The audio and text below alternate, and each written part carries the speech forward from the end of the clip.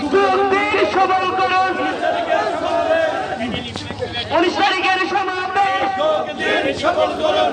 যোগ দিন, সবল করুন। 19 তারিখের সম্মেলনে